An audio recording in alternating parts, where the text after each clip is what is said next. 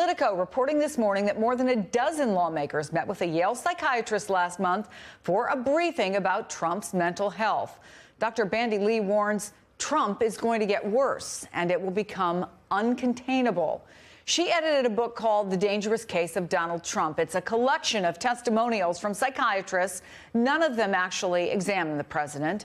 Meantime, Michael Wolff writing today that over the course of 2017, inside the West Wing, quote, everybody was painfully aware of the increasing pace of Trump's repetitions. It used to be inside of 30 minutes, he'd repeat, word for word and expression for expression, the same three stories. Now it was within 10 minutes. He also wrote, at Mar-a-Lago, just before the new year, a heavily made-up Trump failed to recognize a succession of old friends. I'm joined now by Congresswoman Eleanor Holmes Norton, one of the co-sponsors of a bill to set up a commission to evaluate the president's fitness for office. Bill Kristol is back with us as well. Let me start with you, Congresswoman. The former law professor at Harvard, Alan Dershowitz, said this all about 25th Amendment, about his mental condition. This is hope over reality. If we don't like someone's politics, we rail against him. We campaign against him. We don't use the psychiatric system against him. That's just dangerous. What sort of precedent could this set? Well, actually, I agree with my good friend Alan Dershowitz that we really don't use disability or mental fitness against the president. The reason I went on this bill is because I think it's irresponsible not to begin to think about what we might have to do. I am not among those who think that the president is as yet unraveled. I must say I'm unnerved when two men, both unfit for office, go at each other on nukes. My nuke is bigger than your nuke. That's something that is not even funny and no one plays around with, even on talk shows or comic shows. On the other hand, it ill behooves Congress just to sit there holding our hands while this kind of unraveling occurs. And the suggestion, latest suggestion again, who can say that that's the reason of some kind of dementia is very unnerving, and I don't think is either the case. I think the man has very limited memory and very limited vocabulary. All of that can be seen as psychiatric, but I don't think members of Congress ought to just sit there and say, well, this is going to work itself out. Well, so we should say that over the past couple months, your bill has gained some traction. You picked up 56 co-sponsors. On the other hand, that's still a fraction of Congress.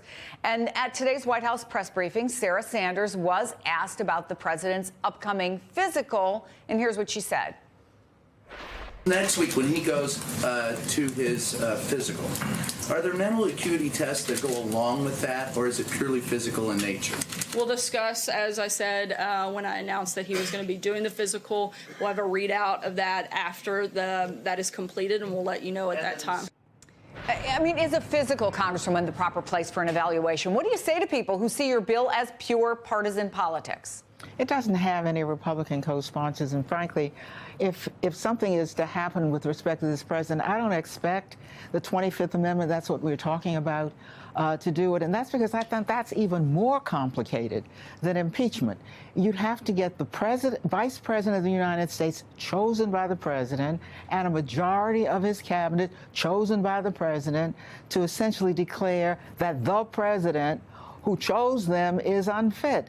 That's harder to do than impeachment. So if we're to get rid of this president, I think it's more likely to be impeachment than it is to be a 25th Amendment process. Well, there are a couple of different sets of questions here, Bill Kristol, which is you've got the Yale professor who met with mostly Democrats but one Republican. And then and they obviously are concerned about a whole series of issues that they have seen with the president. And then you have the quotes from Wolff's book, which, I mean, you could argue sound more like dementia. You tweeted about the vice president needing to prepare a draft document transferring power in accordance with the 25th Amendment. You heard what the Congresswoman just said. What's your argument? Well, I was partly, exaggerating for effect there, maybe, and suggesting that Vice President Pence might have had that conversation in private with his counsel. Look, what do we know? We know that Tillerson and Mattis, Secretary of State and Secretary of Defense, have talked privately. No one's really challenged these accounts about one of them always being in town to try to check the president. We know that in 1973-74, Secretary of Defense Jim Schlesinger was very concerned to tell people at the Pentagon, don't take a phone call from the president. There's a chain of command. He has to go through me if he wants to order military action. I don't think that Secretary of Defense Mattis is, I think he's got probably said some of those same things very privately. As Vice President Pence actually had a conversation with the counsel? No, but I think it's unlikely that any of this would happen. But is it?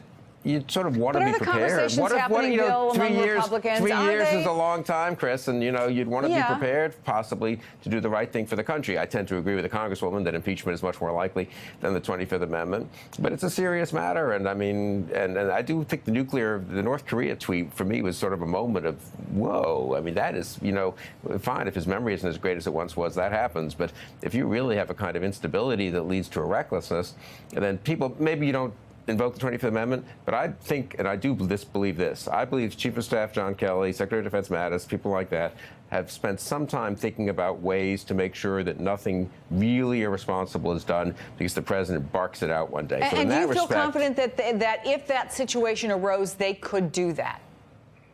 I feel they're not like the president of the United States. No, and that's a problem. They're very impressive people who I think are real patriots. A lot of them, all of them, really. And I think they would do their best, as Kissinger and Schlesinger did with Nixon, who was coming unraveled a bit in 73, 74. But I agree with the Congresswoman. Impeachment. I mean, look, who knows if anything will happen? But if anything were to happen, I think impeachment would. And just earlier in the show, I'm very struck by the conversations we're having now. I mean, the degree to which the Trump family wanted Comey fired, the degree to which Bannon thinks that there are real problems both on the money laundering front and on the Russia meeting front. The people who know the most are the most worried. What does that tell you, right? I mean, think about that for a minute.